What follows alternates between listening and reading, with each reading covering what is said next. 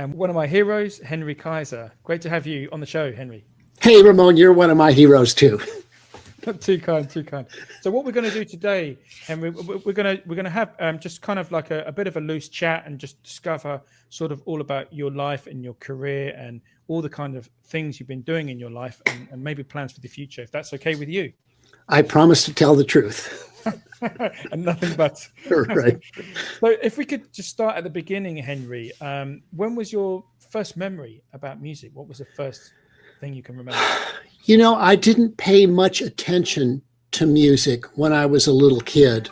I don't think I started to pay attention to music until there were spy movies and spy TV shows in the 1960s, probably, when is that, 61, 62, 63? And I'd hear the sounds of those guitars on the movies. And I'd see Japanese monster movies with spaceships exploding and monsters screaming. And I loved those sounds, all those sounds.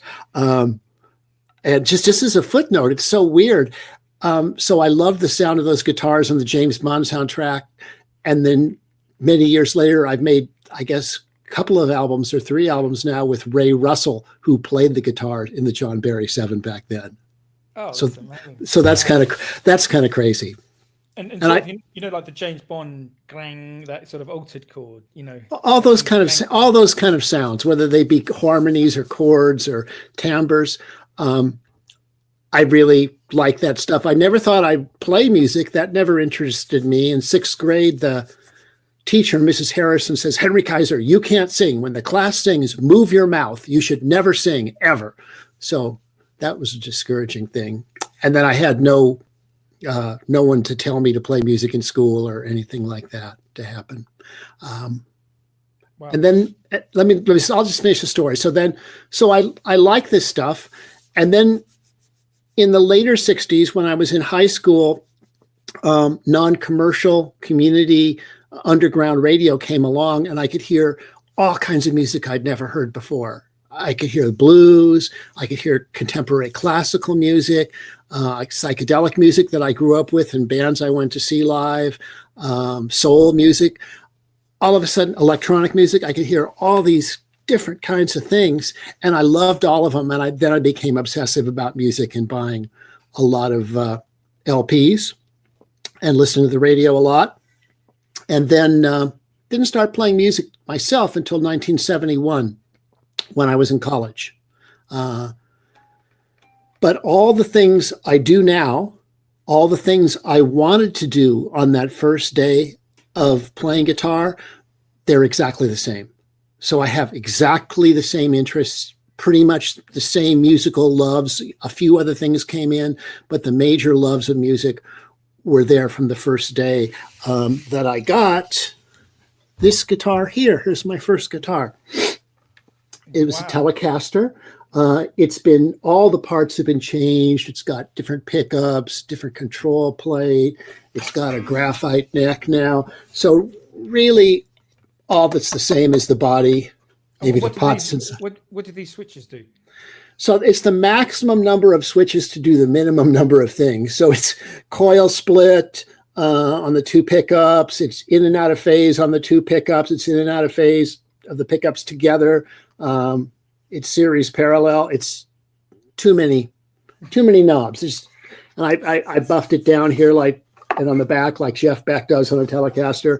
But I've had it. I bought it November 1st, 1971. The night before, October 31st, 1971, I went to see Captain Beefheart concert in the East Coast at the Tufts Gymnasium at Tufts University. And Elliot Ingber, known as Wingdale Fingerling in that band, played the most amazing guitar solo I'd ever heard. And I was a connoisseur of amazing guitar solos. And I'd seen, dozens of Grateful Dead shows, many great guitar solos. Blew me away. I went out, bought this guitar the next day. So that was a kind of epiphany you had. That moment was where you thought, okay, now I'm going to play it. Now I'm going to be a musician. Now I'm going to play the instrument. Yes, and I actually had a tape of that show, and that I'd made with a little portable cassette recorder, and other people have taped it. It's up on YouTube, and I can identify the exact moment and lick that Elliot played when I decided that I wanted to go buy a guitar. So I know the exact moment and I can relive it. I mean, that's pretty amazing, Henry, because not many people can say that. I know. You know. It's a weird, and then I became friends with Elliot over the years, and he's kind of a guitar guru of mine. It's just amazing that continues. In fact, let me be more extremely explicit. I took this guitar back to the dorm room in college, and I remember I tried to play along with several records. I tried to play along with the Captain, which is put a slide on my finger and just kind of made sounds. And I tried to play along with Sonny Chirac on a Pharoah Sanders record. And of course, later on, I played a lot with Sonny Chirac, and he became a friend of mine until he sadly died. I've got his amplifier, his Fender Twin amp. And I tried to play along with Captain Beefheart Mirror Man album. And then, of course, I worked a lot with Drumbo, who was playing drums on that record, and met Captain Beefheart and stuff later. That's weird. I tried to play along with the Grateful Dead's Live Dead album. And of course, I've played with every single person on that album. And then it gets more extreme.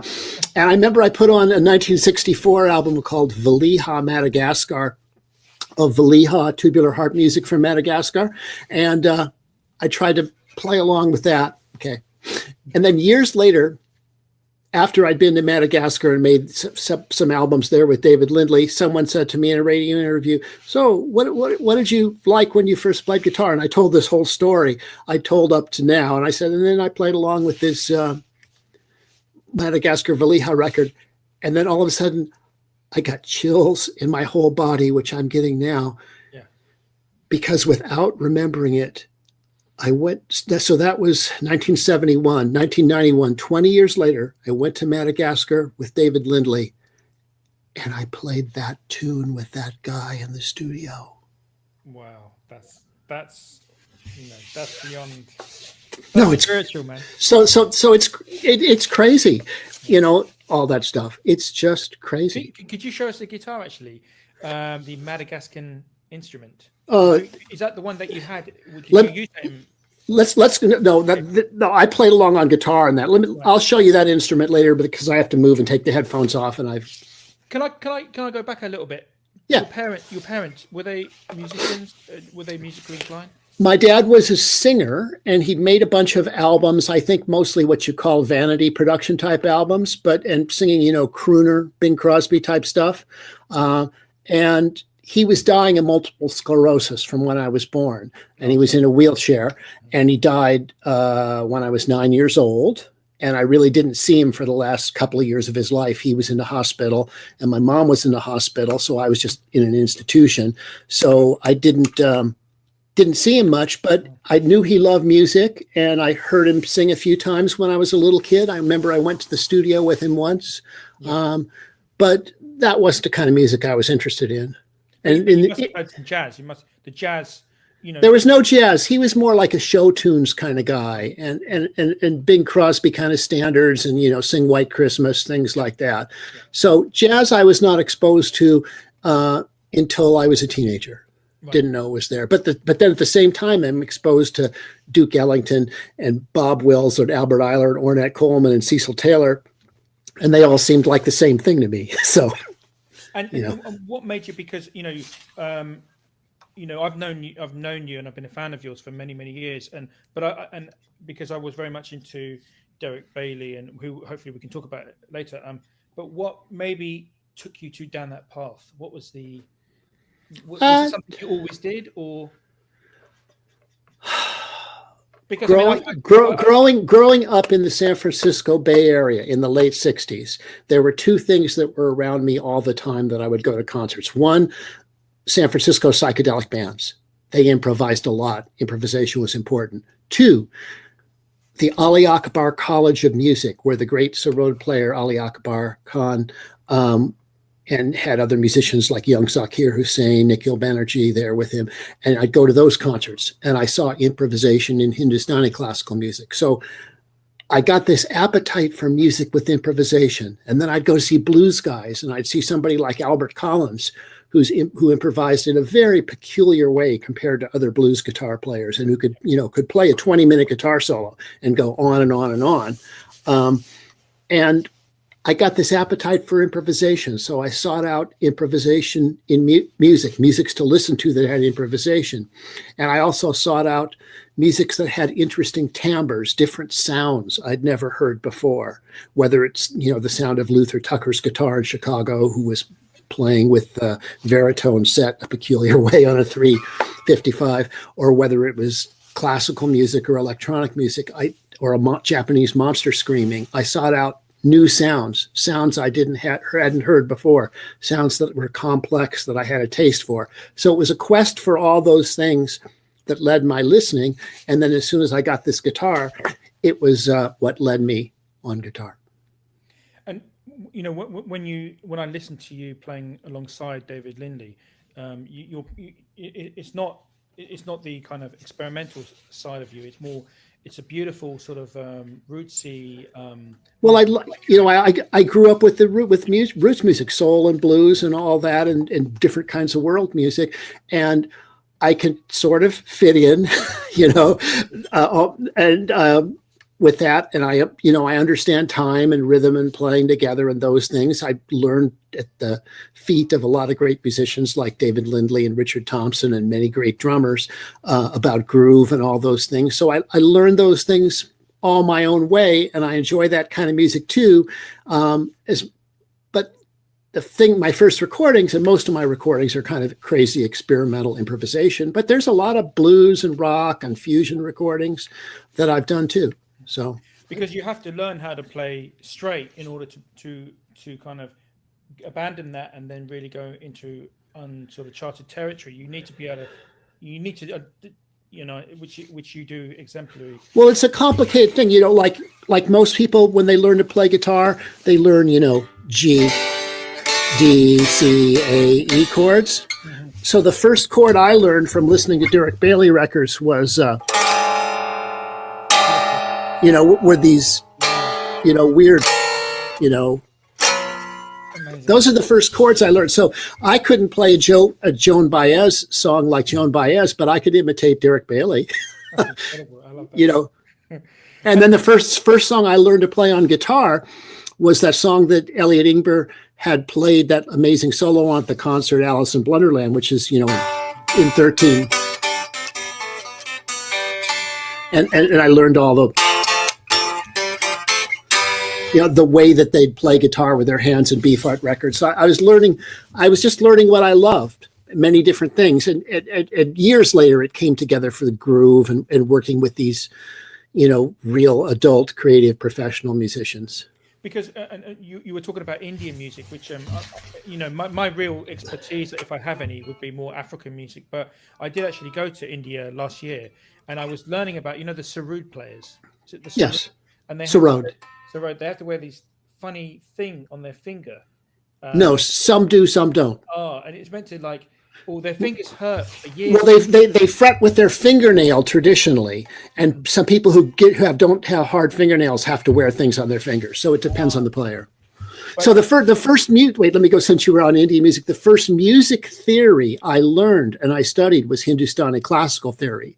So I studied raga theory and tal theory before I studied Western music theory. So I kind of translate Western music theory through Indian music theory, always the way I think about things. I don't think about scales and chords having the same relationship the way most Western musicians do. So your home is Hindustani music. That's your for theory. For theory, my home is Hindustani music. That's really interesting. It's very interesting. And what kind of benefits have you kind of seen from having that sort of outlook? Rasa, that means mood in Hindustani classical music, and each raga would have several different moods associated with it, and that's a key thing for me, is the musical language you're using, how it expresses moods or feelings or things like that. But then, this is all mixed up with the way, a blues guitar player would play and a country guitar player would play. Who else is mixing up things he learned from Bob Wilson, the Texas Playboys, with what he learned from listening to Ustad Abdul Halim Jafar Khan. I'm a weird case. But actually, wait, let me point out one more thing that's interesting that I learned from Hindustani music. There's this unusual sitar player, he's dead now, Ustad Abdul Halim Jafar Khan. And I had all of his LPs before I played guitar.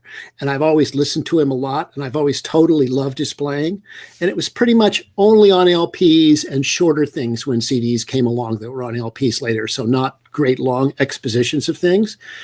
And he's just one of my favorites, like B.B. King or Jerry Garcia or whoever. I loved him. And I would never have thought he was any kind of influence on me. Never in a million years. And a couple of years ago, after he died, some concerts of his came out on CD that had longer pieces where he'd play for 60 or 70 minutes developing a raga. And I'm listening to it. I'm listening along. I'm yeah. And I all of a sudden chills all over again. And I realized that his sense of narrative when he's playing instrumental music, his sense of telling a story with his instrument, that I'd learned that from him, and that I told stories with a very similar pacing and structure to the way he would tell a story with his instrument, and that he was the primary influence on how to tell a story for me. Like, he'd move through a bunch of different ideas, and when he decided an idea was boring and move on to another idea, which was part of the bones underneath him telling a story, I realized I'd learned it from him. Wow. And I never knew it. It's an interesting question. What musicians you learned a lot from that you would never think you have a debt to, or you would never think of as a great ancestor. You could just think of somebody you're a fan of and that they're not an ancestor of yours. And all of a sudden I realized, Halim Jafar Khan. Yeah. You know, Can I sorry to interrupt, but Henry, I was having a chat with Henry the other day, and I realised that I'm actually influenced by Richard Thompson, and I never only realised that talking to Henry, because through some research, Henry, I found out that Mark Knopfler, if you listen to Richard Thompson's playing, it's very Knopfler sort of. Well, yeah, it's what one of the things Knopfler copied in the early 70s. He copied the way Richard played around the time of the Shoot Out the Lights album, and then Richard quickly shifts a bunch of things as soon as Knopfler has success with that. Funny. I'm actually influenced by Richard Thompson. Yeah. Tell me, if we go back to when you first started playing guitar, how did that kind of sort of manifest into a group, or what was your journey as a musician from that point? I started to play music. I had another friend who played guitar. I'd go over to his house and jam with him, and once in a while, his apartment, and once in a while we'd get a bass player and a drummer. I didn't have a lot of experience playing with other people. That was playing kind of psychedelic and blues kind of music. And then I found people, I was in Boston going to college, and I'd find people who wanted to do experimental music, who are often students at Berkeley. And we do little experimental improv things together. And then I met a guy named Owen Merks, who I've made several albums with, who had a lot of the same interests as me and introduced me to a few new things.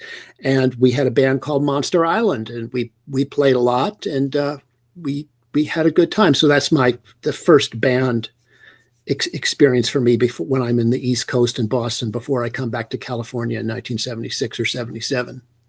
And then I met Eugene Chadbourne through Owen. He wrote a letter to Owen for some reason, because I think Owen sent him a tape, and then he invited us to make an album with him. So Chadbourne's album, Guitar Trios, is the first time I'm on an album.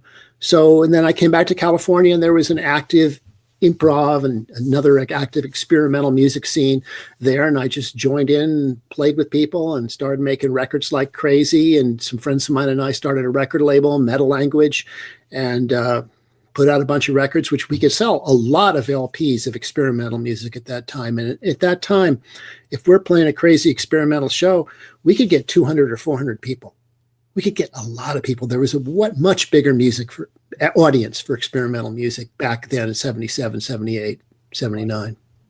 And so this was kind of the era when bands like Return for Forever were going, and you had Frank Zappa, didn't you? I guess you had Frank Zappa on. There was kind of like the more popular extreme of it, and then you had really experimental.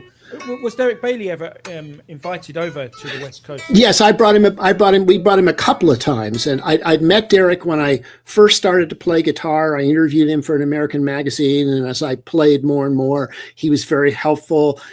He set me up with a Japanese promoter to go tour and play with musicians in Japan. Derek was always extremely helpful, and Derek's model of an independent record label that's self-produced and self-distributed, Incus Records, that he did with Evan Parker, that was a model for how we did Meta Language Records. And I learned so much from Derek that doesn't have anything to do with playing the guitar. I learned so much about improvisation by example from him and from his book and from his TV show. I worked with him on his TV show that Jeremy Marr directed about improvisation, 4 one-hour shows for BBC.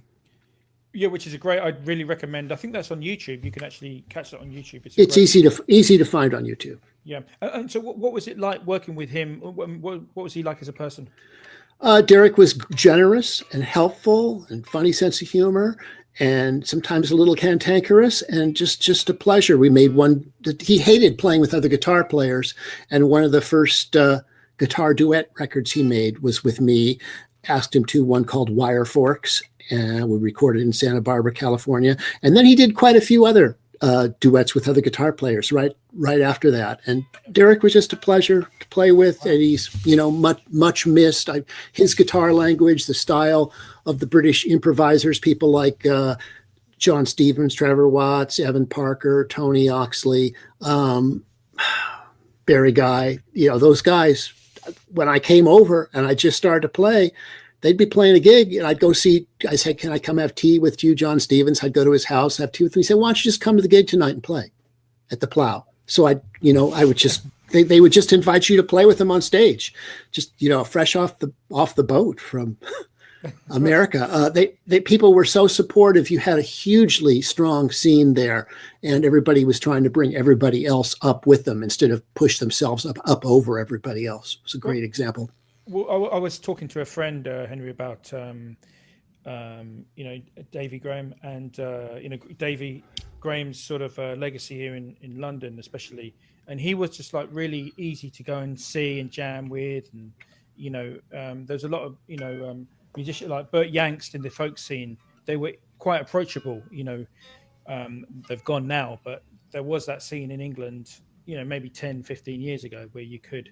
And you can still, the folk scene, we still have the folk scene, obviously. But can you tell the Guitar Show viewers, Henry, how many albums have you recorded? I'm on somewhere between 360 and 375 albums. I have no idea. I don't even have copies on them. I'm on a crazy number of records. That's sort of counting every single little tiny thing. And a lot of those are kind of what you would call. Well, here in England, we'd call world music albums. There's a couple of dozen world music albums in there because that's what I loved listening to since I discovered that kind of stuff. The first world music I hear is Hindustani music, and then I hear African music, and I hear Korean music, and Chinese music, and Japanese music, and so those are the thing. And then Balkan music, and those are all the thing, and Inuit and Eskimo music. Burmese music. It goes on forever. And was there like a certain record store that you could go to find this music? By the time I've got a guitar, there was, Tower Records and local independent record stores that had tons of world music. You know what was the death of the world music section in record stores in the United States? It's really interesting. What was that? The death, you would never think this was happened, but this is exactly what happened. There are huge sections with music from different countries, from all over the world, everything. And it was easy to get. Ry Cooder goes to Cuba. He makes the Buena Vista Social Club record. It becomes enormously popular. What happens is the Cuban section expands to half of the world music section, and a lot of the other countries go away. Wow. And the African section gets smaller. It gets huge. The stores order huge amounts of stuff. And at the very beginning, it sells a bunch. So they're just concentrating on selling Cuban music. Yeah. It stops selling. So they take out the Cuban music, and the world music section that used to be this big is now this big. Wow. Because it shrunk to make room for the Cuban music. And then when the Cuban music went away, it never went back to its full size. That's really interesting, Henry. And so that's my observation of as somebody who is traveling all over the U.S. And when I'd go play gigs in different places, I'd go look at record stores. That's what happened everywhere. And I think I'm the only person who's ever mentioned it. My friends who work in record stores remember that, but nobody remembers that. So unintentional consequences of good things. And what about African music in particular? Where did you first hear of it? You know, how Okay, so you'd hear a little African music on the radio, but it would always be kind of ethnic recordings of tribal music.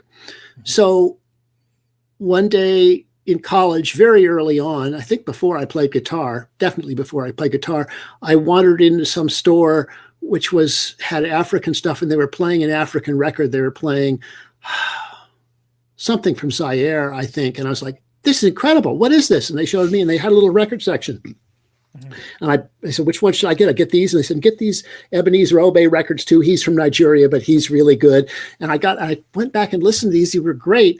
And they were all stamped that they came from the African Record Center in Harlem or the African Record Center in Brooklyn. So the next time I went to New York City, I went to these huge African record stores that had everything from every country. They had Mali, they had Zimbabwe, they had South Africa.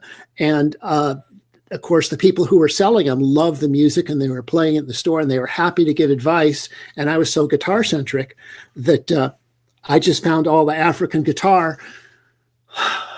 So this is around September 1970 is when this starts.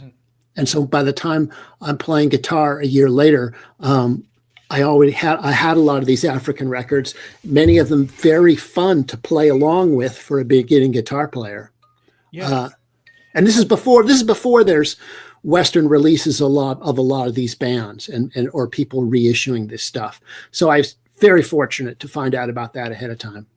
And that must have been because of obviously there must have been African, people that moved into Harlem area. These were stores for people in the African communities in New York City and Brooklyn and Harlem. Wow. So that was kind of before the whole world music sort of label and way before all that. And then also when I'd go to London, there were incredible African record stores. In Southgate, there were incredible Indian record stores. I still regret that I didn't buy that one 10-inch Abdul Halim Jafar Khan EP that I saw in that one store in Southgate that I've never heard, that was long gone. I still regret that. But trips to London, you'd get amazing stuff because you had great stuff there. Yeah, I mean, that's where, Alpha Katori really was discovered. Well, actually, he was discovered in France. Somebody went over to France, Paris, and found the Red album.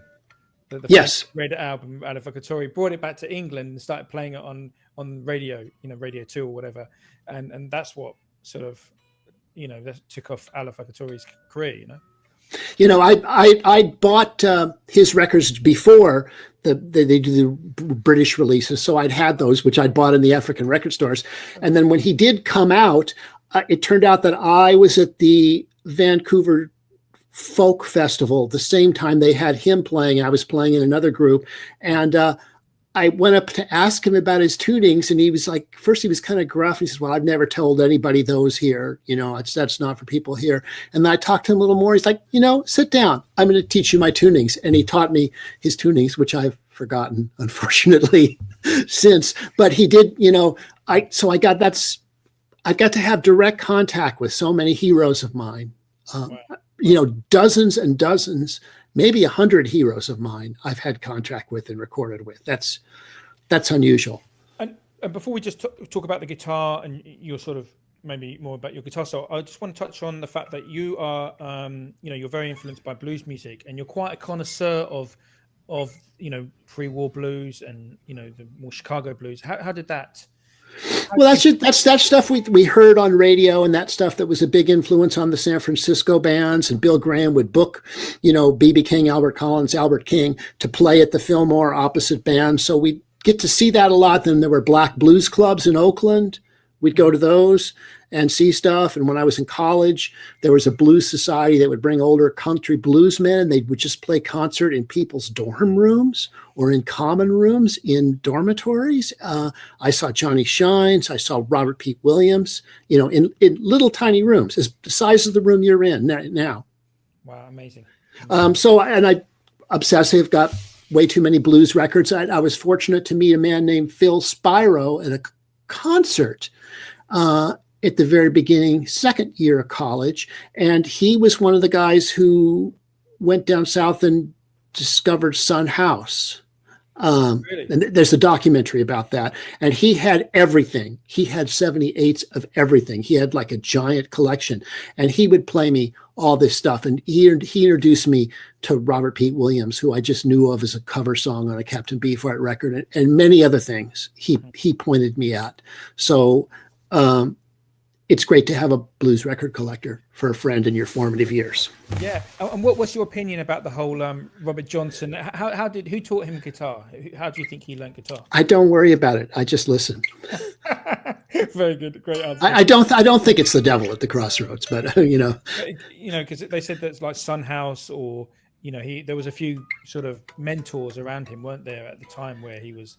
I think whatever Johnny Shines says is probably the truth. If somebody had asked Johnny Shines in an interview, I don't know. Okay, so let's talk a little bit about your back to bring it back to the guitar. So you've got your first guitar here. Now, where did you kind of take it from there? Was your whole career with that one guitar, or did you sort of? Well, I had that guitar, and then it's a Telecaster. I couldn't do the Derek Bailey thing of bending strings behind the bridge. So I got this 355 here. And then that's the guitar that's on most of my early avant-garde recordings, and the rocky type stuff I'm playing, that black guitar mostly. But I got this 355 that I've had since 75, right. 74, something like that. So when I started to record, I had this, and I kind of have had everybody sign it. I can see Richard Thompson there. So it's scary. Let's take a look back here. Okay, Sonny Chirac, John French, Fred Frith, B.B. King, Albert Collins, Conlon Nancaro, Georgie Ligeti, Anthony Braxton, Raymond Kane, every single person in the Grateful Dead, Jerry Garcia, Harvey Mandel, Terry Riley, Benoit Mandelbrot, who's the guy who popularized fractal mathematics. I mean, no, it's crazy. Who's Elliot Ingber, who I went to buy that guitar because of. It's crazy. It's time to put another level of finish on it because it's starting to wear through the finish. But I still play it, and I play it with a set of 008s on it. Derek Bailey played with a medium set with 12 or 13s on his Gibson ES 175, and my thing was so I could do more bending and ornamentation to play with really light strings, and I imitated Asian zithers like the Vietnamese Don Tron because I like that Vietnamese music. I'd imitate that kind of ornamentation by bending behind the bridge. I changed the pickups to higher fidelity pickups, high A that I liked. I put on a heavier bridge, yeah. So then I got this guitar. Wait, and then there's one more. So does that? The Veritone? Does that still work on it? Or is that I've never used the Veritone. I never had to do the Luther Tucker imitation. I thought about it, but I never did. And then this guitar, this Stratocaster, is a funny story. Right. Okay, I got this guitar for $125 at a basement musical store in Cambridge, Massachusetts. It was a Strat with regular pickups in it. It's an older Strat.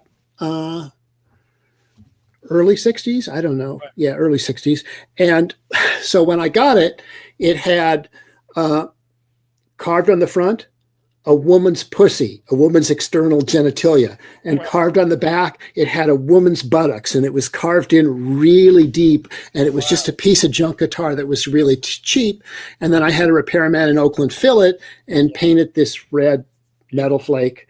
And later on, I put this other pickguard on it, and I changed it to the high A pickups, and I put the Stratoblaster preamp in it and a bunch of switching, and it has an internal fuzz in it too. So those three guitars, that's what I'm playing for the first few years. You know, blues, I play this guitar. Captain Beefheart stuff, I play the black guitar, weird stuff on that, and weird stuff on the 355. So they're still with me after all these years.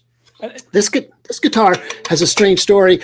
I use a particular string on it, and I remember I bought this string, which was a Maxima, M-A-X-I-M-A brand string, and I noticed that if I put those strings on, I could bend exactly the way Hubert Sumlin would bend in Howlin' Wolf's band, and I could play Hubert Sumlin style. So I got 24 sets, and I changed the strings like every 3 or 4 years. I don't break strings a lot, and I still have like 3 sets left. So, and are these like the half round wound, half flat wound? No, they're lower. They're floppier. They have lower tension. These strings, when you take them out of the envelope and uncoil them, instead of going straight, they just stay there like wet spaghetti. They don't want to straighten out. They're really really floppy.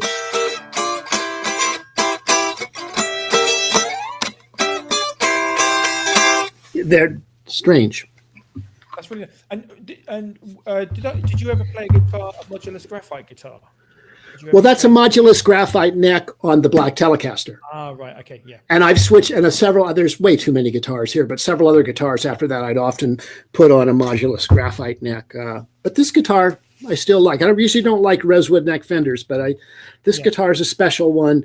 And I know my friends who've known it for many years, this is the guitar they covet of the guitars. What are those pickups? Are they? They're not EMG. So they're high A. It's before EMG. It's Bill Bartolini, who was later Bartolini pickup. So it's like a Bartolini pickup.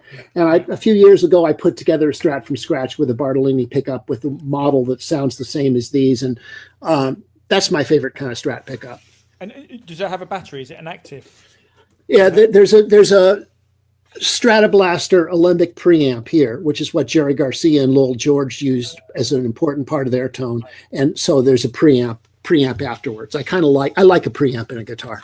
Because one thing I know about you, Henry, is that normally when you record, you DI, don't you? You go straight into the desk. I go straight into the direct box or into the desk. And actually the 355 and the black Telecaster, they have preamps in them too. So early on, I think it's the influence of Alembic, Rick Turner, the people around the Grateful Dead who are pushing music technology for guitar all the time, to the point where Garcia was playing through like a different stuff almost every night. They're changing the guitar and changing the amps and changing everything.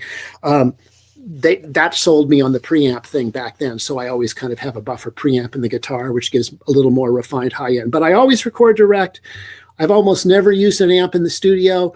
Amps for me are for playing live. If in the studio I play in the control room, and I use distortion pedals, and I know which ones sound good to me. And if I want to do feedback, I can do it from the control room speakers. Or if I'm going to play on the floor with the other guys, I do use an amp, but the amp is not mic'd, and there's a direct box before the amp, and that's what's recorded, and the amp is just there for feedback.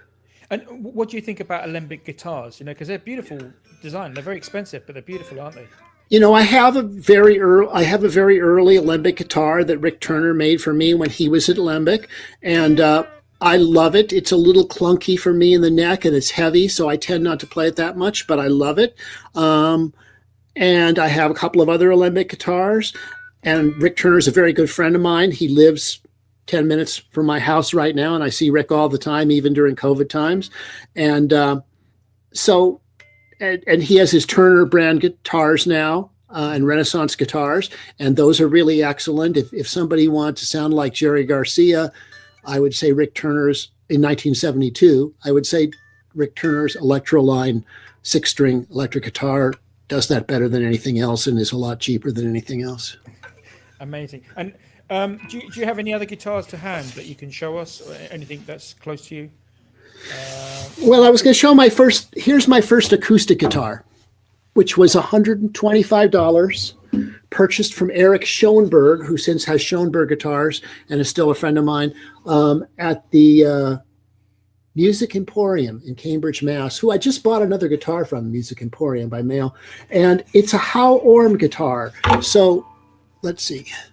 The neck, there's a space between the neck and the body, and there's a space between the neck and the body here. And the neck, you can adjust the tilt angle of the neck. The neck is detachable. If you take all the strings off, the neck just falls off. And it has an arched top. He probably pressed it. And I have high strung strings on it now. I don't know how this mic is sounding, but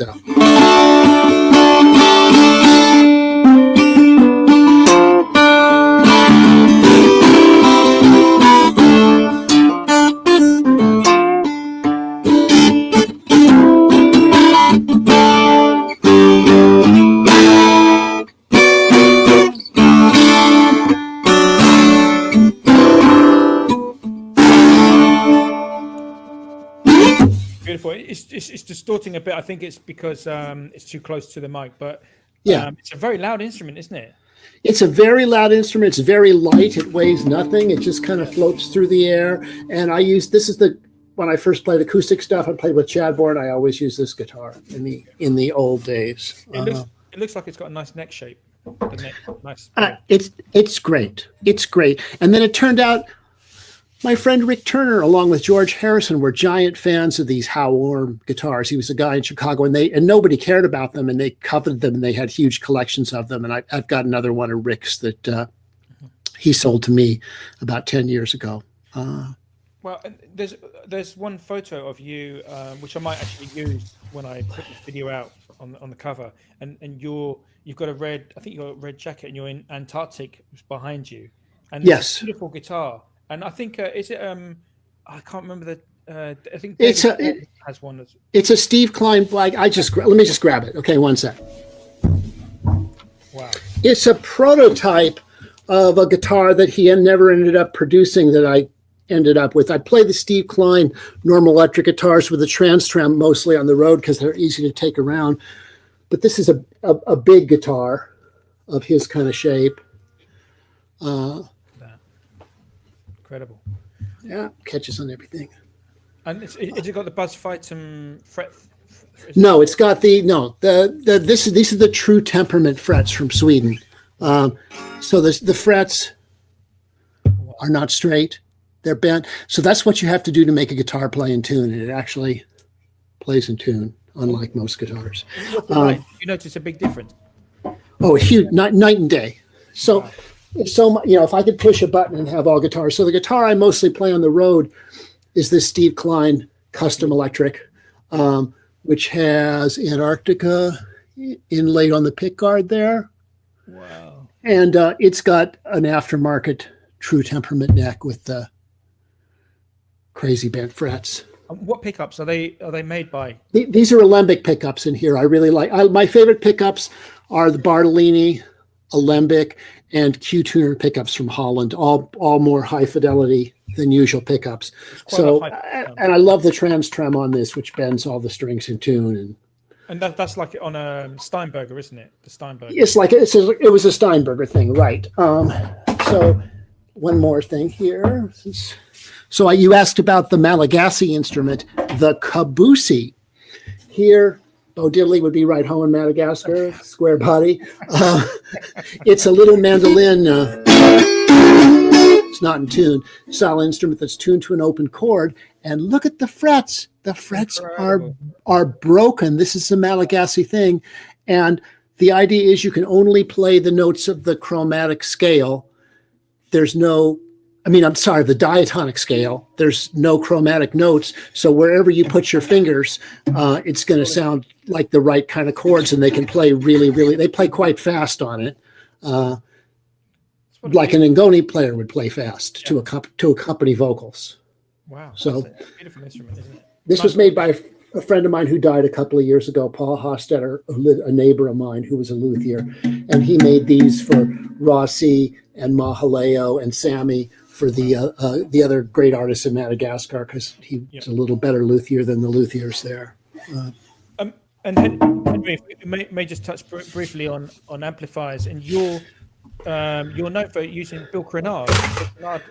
I used two rock type amplifiers, and I've known Bill Crenard there for many, many years before he had two rock. He was, in fact, serviced my Dumble amplifiers after it seemed more reliable to have him service them than the very busy Alexander Dumble, Howard Dumble. And I originally played a Fender Champ and an acoustic, an acoustic 115 transistor amp.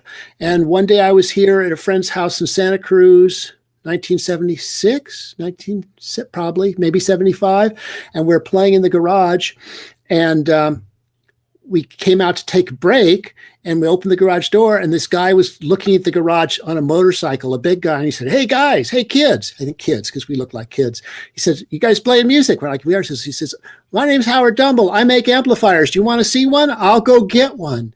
And he goes off with the motorcycle, and he comes back with an amp strapped on the back. And he spent a couple of hours with us playing this amp, which did this incredible sustain and harmonic sustain. And it was just amazing. So I was in touch with him. And then a year or so, and the only people who used him at that time were, I think, Lindley and Lowell George and Christopher Cross. Right. Otherwise, it hadn't gotten to the Robin Fords or other people yet. And so I was very early initiated into the Dumble world from when Dumble had his shop here off Pleasure Point in Santa Cruz. And then I got several different amps from him over the years, and I trade ones with other people. My friend Amos Garrett sold me Steel String Singer #1 for $1,500 with an extension cabinet and an Anvil case. So those are the days. These were, it was expensive to get an amp from him, but nobody would pay much for one used back then, long time ago. Amos, great player. Terrific. He had the great solo on Midnight at the Oasis by Maria Muldaur. Terrific player, amazing rhythm guitar player. He made a rhythm guitar instruction series of audio cassettes for homespun tapes back in the 80s, I guess. 80s? Was it 70s? 70s or 80s. And I learned an enormous amount from his rhythm guitar instruction tapes, where he really explained James Brown. He really explained a lot of things to understand a rhythm guitar.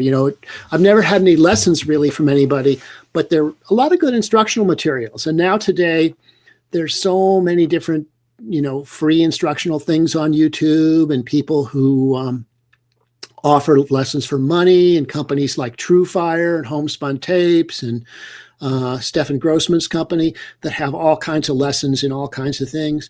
And you got to look through them, but there's amazing instruction available to people now. And have you thought about doing a course yourself? I did an instructional video a long time ago, and most of it's up online. And that was enough for me. I like to teach a group, and I used to teach at something called the National Summer Guitar Workshop.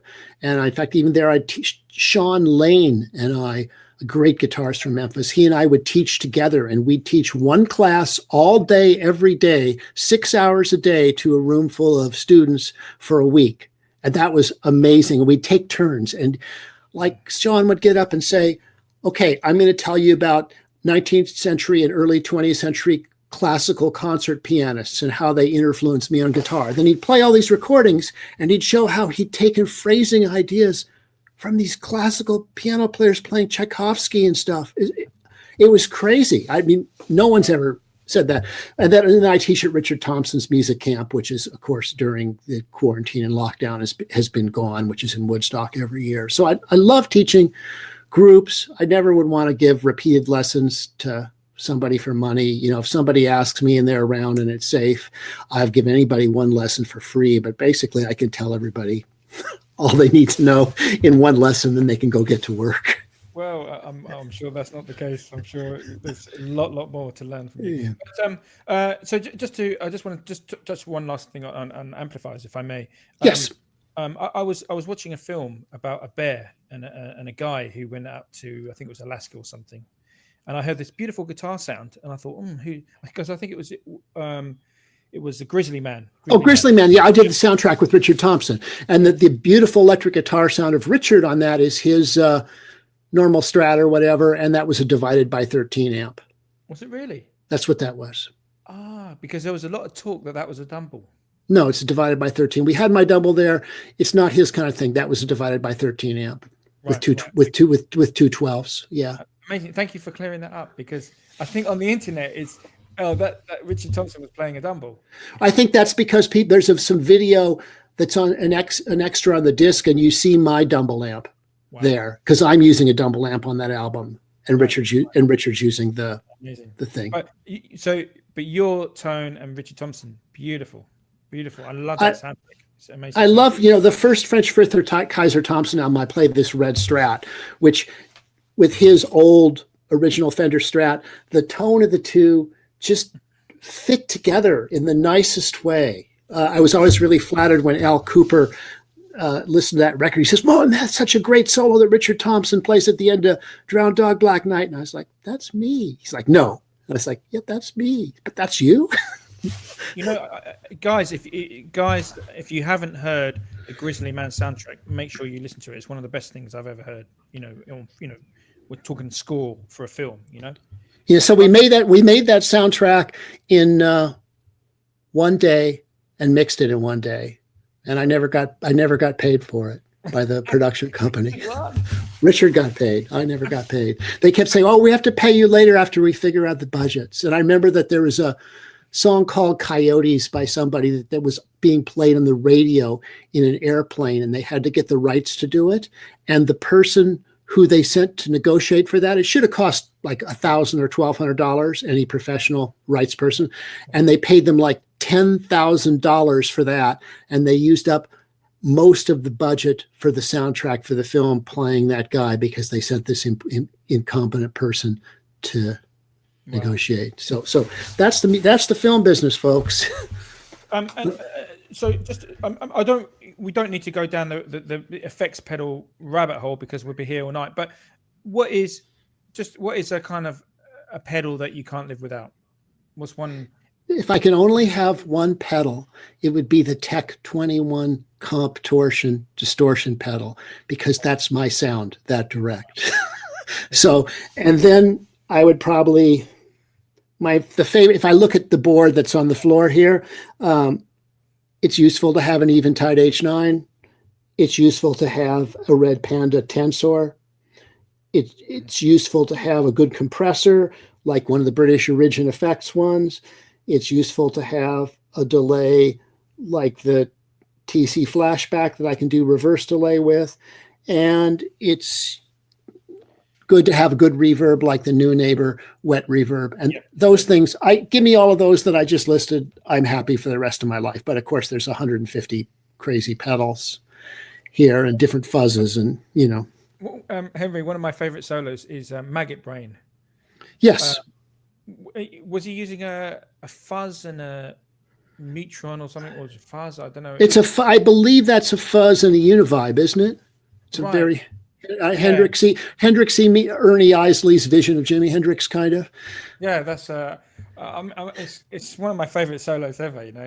But also another thing I want to sort of put a label on you is you're an explorer, not an explorer. I mean that in your musical sort of endeavors. Is it always kind of like a situation where you're thinking, okay, I'm gonna, because that, for me personally, that would be very hard to switch on. I don't know if I'd have the energy all the time. Well, here's how it works. I can explain the methodology. Okay, there's a documentary on Cecil Taylor, and he's explaining about his approach to music. And if he's saying, if it's not fun, why do it? Do what's fun. So I'm doing what's fun. What's fun for me is, in your terminology, exploring. In my terminology, experimenting. And I guess they're the same thing. They're looking for new things or trying things to have something new that hasn't happened before. So, and that's what's fun. So it's totally, it's just fun motivated. That's my idea of fun. That's my idea of fun. And I think, Henry, because you're an expert at it, it's easy for you to do. I'm an expert at having fun, right? If I tried to play that style, it would just I don't know where to start, and it would be draining for me. And I guess that's maybe as musicians, we do our 10,000 hours, and then we're free to go off, and we've got that foundation, if you see what I mean. So here's the truth. I've never practiced guitar. I used to play with records. I haven't played with records for decades. The only time I pick up a guitar, excluding right now for a video, the only time I pick up a guitar is if I'm recording, fixing an instrument, or playing a concert. And if I practiced a lot, I could play some things faster and stuff like that. But I get into this space when I play where I could suddenly do things that I couldn't do. And if I haven't been doing the same thing all the time or practicing the same thing or playing the same licks, these new things just, show up. The space aliens and the flying saucer behind the moon, send me the message from space and it comes out my fingers into the guitar. I have no idea how it works, but that's how, I basically get out of the way and don't think about what I do. And I'm just having fun. And that's my idea of having fun, is to get out of the way and see what comes through.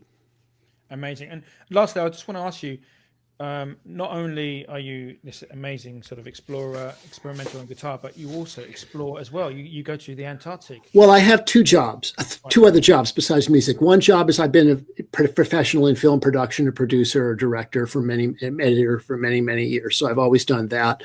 Yeah. And that often makes more money than music.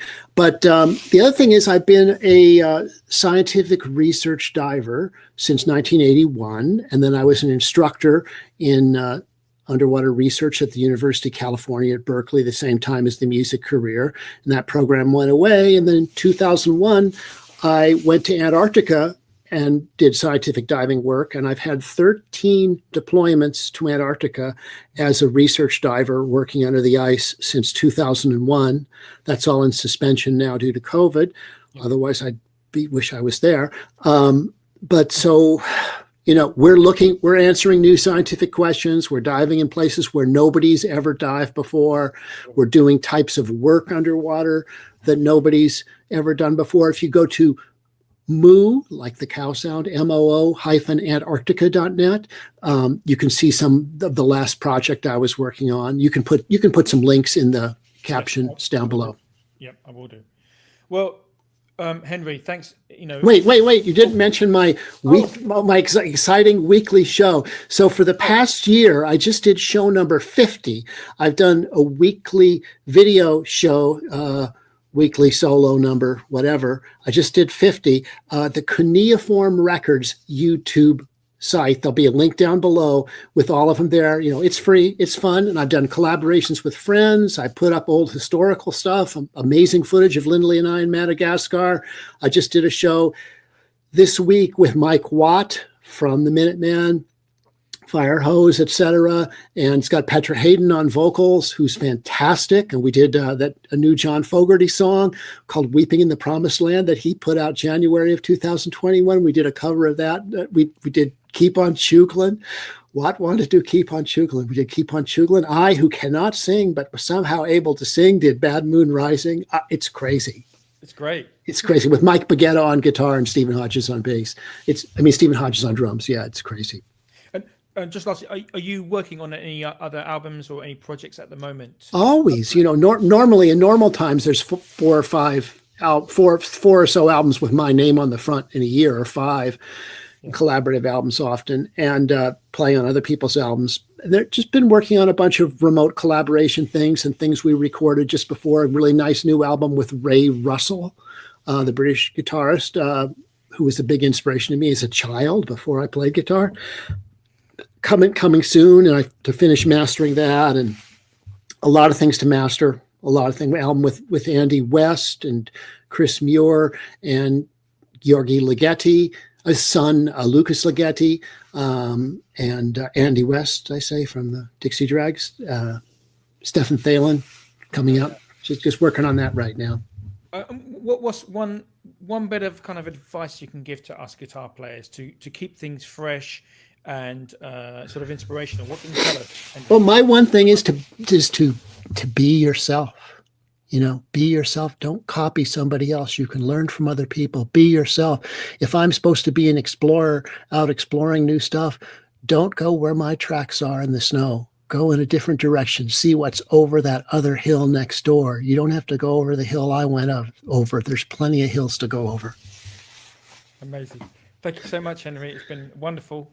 Thank you, Ramon. Thank you, everybody, for. God bless. Bye-bye. Take care.